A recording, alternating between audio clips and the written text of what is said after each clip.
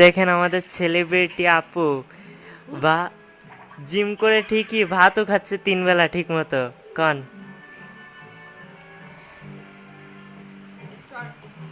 আবার কি করতেছে দেখেন ভাত খাওয়ার সময়।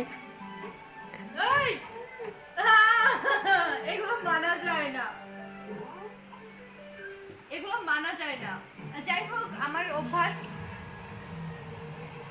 আরে তুই যে এত খাসিস তো জিম করলে তো কোনো কাজেই দিবে না।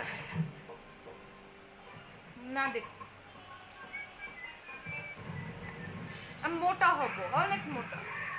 দেখ তো কিরকম চিকন চিকন।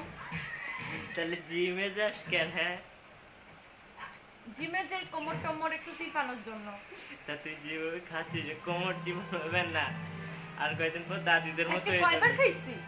সকালে, দুপুরে রেস্টুরেন্টে যে জুস খাইছি, কফি খাইছি, হ্যাঁ, আবার খাইছি হলো তেহেরি। তেহেরি। বাসায় এসে আব্বুর সাথে খাইছি হলো গিয়ে চাপ পোলাও। এখন খাচ্ছি হলো গিয়ে পাবদা মাছ দিয়ে ভেন্ডি দিয়ে রান্না করছি, ওইটা আল্লাহ। মোটা হয়ে যাবি তুই।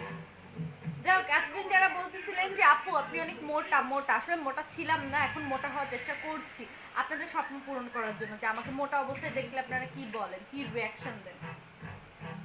বন্ধ করতে